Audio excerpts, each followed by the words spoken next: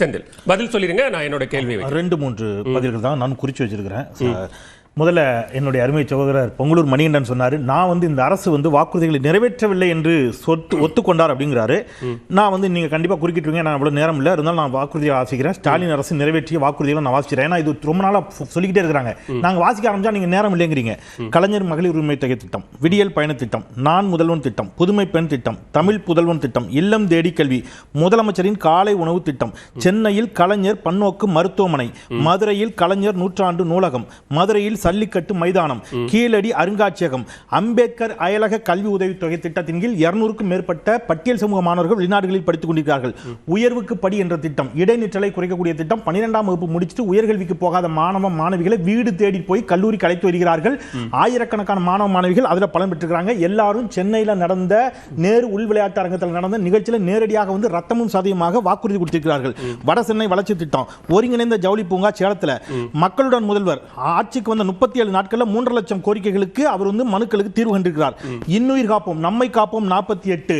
இன்றைக்கு ஒன்றிய அரசு WHO அறிவிக்கப்பட்டு செயல்படுத்தப்பட்ட திட்டங்களை இங்க யாரும் கேள்விக்குள்ளாக அதே கேள்வி வாக்குறுதிகளாக கொடுத்து இதுல காலை உணவு திட்டம் வாக்குறுதிகள் இல்ல, மற்ற பல திட்டங்கள், இதுல நான் சொன்ன பல திட்டங்கள் வாக்குறுதிகள் உள்ள திட்டங்கள். இப்ப வாக்குறுதிகள் சார் முடிச்சிடறேன், பங்களூர் மணி என்ன சார், ஒரு நிமிஷம் முடிச்சிடறேன், நான் முடிச்சிடறேன். அப்புறம் அவர் பேசும்போது அத்திக்கடவு அவிநாசி திட்டத்தை பற்றி சொன்னார். அவர் ஏன் எடப்பாடி பழனிசாமி அவருடைய கருத்தில் ஐயா முரண்படுகிறார், பொங்கலூர் பழனிசாமி சார் முரண்படுறாரு எனக்கு தெரியல, சாரி பொங்கலூர் மணிகண்டன் சார் முரண்படுறான்னு தெரியல. என்ன அப்படின்னா, ஐயா எதிர்க்கட்சி தலைவர் ஐயா எடப்பாடி கே பழனிசாமி அவர்கள் இந்த பரப்புரை பயணம் போனார் பாருங்க, அன்னைக்கு முதல் நாள் செய்தியாளர்களை சந்திக்கிறார் விவசாயிகளோட சேர்ந்து. முதல் நாளே அந்த முதல் நாள் கேள்வி என்ன தெரியுமா, அத்திக்கடவு அவிநாசி திட்டத்தை நிறைவேற்றுவேன்னு சொன்னீங்களே, ஏன் நிறைவேற்றவில்லை? இப்ப போன பரப்புரை பயணத்துல எடப்பாடி பழனிசாமி சொன்ன பதில், நான் சொன்னது இல்ல, அது என் கையில இல்ல, அது நின்னு போனது காரணம் ஒன்றிய அரசு, அவர் மத்திய அரசுன்னு சொன்னார். மத்திய அரசு தான் அதை நிறைவேற்றவில்லை, என்னால ஒன்றும் முடியல. அவர் சொன்னது அப்படியே இருக்கு, நான் இங்க கூட பிளே பண்ணி காட்ட ரெடி. ஒன்று. இன்னொன்று, இன்னைக்கு தினமணியில் வந்த செய்தி, ஐயா மேனாள் அமைச்சர் முனைவர் வைகை செல்வன், அஇஅதிமுகவுடைய முன்னாள் அமைச்சர் வைகை செல்வன் இன்னைக்கு தினமணியில் அவர் தலையங்க எழுதியிருக்கிறார். என்ன எழுதியிருக்கிறார் அப்படின்னா, சமீபத்திய நாட்களில் டாலருக்கு நிகரான இந்திய ரூபாயின் மதிப்பு மிக வேகமாக சரிந்துள்ளது. இதன் காரணமாக நம்ம இந்திய ரூபாயின் மதிப்பு பலவீனமான நாணயமாக மாறிவிட்டது அதிர்ச்சி அளிக்கக்கூடிய ஒன்றாகும். இவை ரூபாயின் பலவீனம் சர்வதேச அளவில் இந்திய பொருளாதாரத்தின் நம்பகத்தன்மையை குறைத்து மதிப்பிட வைக்கிறது. இவை எதனால் ஏற்படுகிறது என்று பொருளாதார நோக்கில் ஆய்வு மேற்கொண்ட போது வர்த்தக பற்றாக்குறை, வெளிநாட்டு முதலீடுகள் வெளியேறுவது, சுமார் 16 பில்லியன் டாலருக்கும் அதிகமான பங்கு முதலீடு வெளியேறி இருப்பது, இதெல்லாம் அவர் சொல்றாரு. ஒரு வார்த்தை, ஒரே ஒரு வார்த்தை சொல்லிடுறேன், ஜிஎஸ்டி, பணவீக்கம் இதெல்லாம் காரணம் அப்படின்னு சொல்லிட்டு இதுக்கு சொல்றாரு. இதற்கு அரசாங்கம், ஒன்றிய அரசாங்கம் சொல்றாரு பொறுப்பெடுத்துக்கணுமே தவிர வேற யாரையும் குற்றம் சாட்டக்கூடாதுங்கிறாரு. இவ்வளவு பிரச்சனை இருக்கிற இந்த டயத்துல ஒரு ஸ்டேட், இது தினமணி தலையங்கம் சார், எக்கனாமிக் டைம்ஸ் தலையங்கம் வருது இன்னைக்கு, எக்கனாமிக் டைம்ஸ் தலையங்கம், டூரிஸ்ட் டொமஸ்டிக் மில்லியன்ல தமிழ்நாடு ஃபர்ஸ்ட் இடம், 307 மில்லியன், எல்லாம் டாலர்ல சொல்றேன்.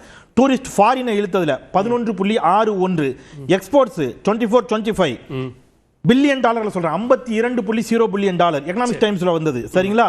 சோ நீங்க 16 புள்ளிகளோடு 16% இந்தியாவில் தமிழ்நாடு முதல் மாநிலம் என்று 2 நாட்களுக்கு முன்பாக ஒன்றிய அரசுடைய புள்ளியியல் துறை சொல்கிறது. பொருளாதார வளர்ச்சியில் தமிழ்நாடு முதலிடம் யாரும் இங்க மறுக்கல. ஆனா மறுக்கறீங்கல்ல? சார் இல்ல ஒரு சாரி ஒரு கேள்வி என்னன்னா, இங்க கொடுத்த வாக்குறுதிகள்னு சில வாக்குறுதிகள் இருக்கு, இல்ல சார், அதை நீங்க நிறைவேற்றல, அல்லது இப்ப வாக்குறுதிகளை விட்டுருங்க, நீங்க திமுக கூட்டணி இன்டாக்டா இருக்குங்கிற ஒரு தோற்றத்தை நீங்க ஏற்படுத்துறீங்க. அதை ஏன் திமுக கூட்டணிக்குள்ள சிக்கல் இருக்குங்கிறதை ஏன் பேச மாட்டேங்கிறீங்கன்னு கேக்குறேன். இல்ல இல்ல, நான் தான் முதலே சொன்னேன் சார், சார் எல்லா கூட்டணியிலும் சார் ஒரு குடும்பத்தில் இருக்கு சார் பிரச்சனை, யாரும் பிரச்சனை இல்லைன்னு சொல்லலையா? ஆனா விவாகரத்து ஆயிருக்கா? சண்டை போட்டு மண்டையை பிடிச்சிருக்காங்களா? இங்க என்ன இருக்குது, விவாகரத்தை பண்ணிக்கிட்டு ஆளாளுக்கு ஒரு தனித்தனி குடும்பமா நிக்கிறீங்கிறத நான் பேசுறேன். அங்கேயும் பிரச்சனை இல்லைன்னு சொல்லல. அப்புறம் இவர் பிரவீன் சக்கரவர்த்தியை சொன்னாரு, பிரவீன் சக்கரவர்த்தியை சொல்லிட்டார், நான் தனிப்பட்ட முறையில் போய் பார்த்தேன்னு. ரைட். இன்னொரு முக்கியமான செய்தி சார், இவங்க பத்திரிகையாளர்களுக்கு ஒரு பார்வை இருக்குது அப்படின்னு சொன்னாங்க. அர்ணாப் கோஸ்வாமியுடைய பார்வை பற்றி பேசுவோமா?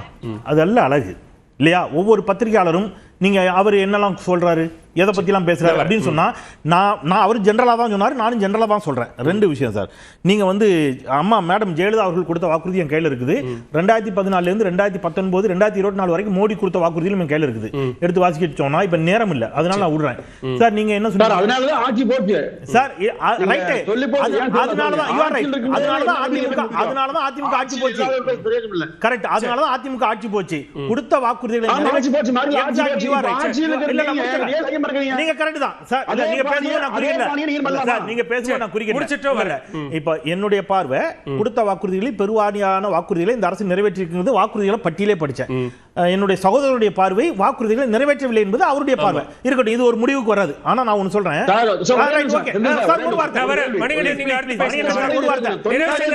சார் உங்க கருத்தை சரி ஓகே நீட் சொல்லுங்க சார். நான் நீட்ட பேசுறேன் சார். இல்ல எனக்கு நேரம் கொடுக்க பேசுறேன் சார். மாதம் ஒருவரை மின்கல்கீடு சரி நான் இன்னைக்கு இதெல்லாம் சொல்லி நீங்க NEET National Medical Council of India இத பேசணும். இது நீங்க தனியா ஒரு விவாதம் வைங்க. பில் மாத்துனது யாரு? நீட்டுக்கு அப்புறம் நெக்ஸ்ட் கொண்டு வந்தது யாரு? இன்னைக்கு பேச விடுங்க சார். நம்ம பரப்புரையை மையப்படுத்தி பேசணும்னா வியூகங்களை மையப்படுத்தி பேசணும். சேர்த்து வியூகங்களை பத்தி பேசணும். அப்ப அப்படினா அதுக்கு வாங்க. நான் என்ன சொல்றேன், வியூகத்துல ஒரு மினிட் சார். ரெண்டு விஷயம் தான் சார். இன்னைக்கு வந்து இந்த அணியிலும் எல்லா அணியிலும் மனவருத்தங்கள் மனஸ்தாபங்கள் இருக்கிறது. சார் சொல்லின போது சொன்னாரு, கம்யூனிஸ்ட் கட்சியினுடைய செயலாளர் கேட்டார், தோழர் சண்முகம் கேட்டார், கூடுதல் இடங்களை கேட்டு போறோம். சார் கூடுதல் இடங்களை கம்யூனிஸ்ட் கட்சி மட்டும் இல்ல, திமுக தலைவர்கிட்ட திமுகவுடைய இளைஞரணி செயலாளர் கேட்கிறாரு.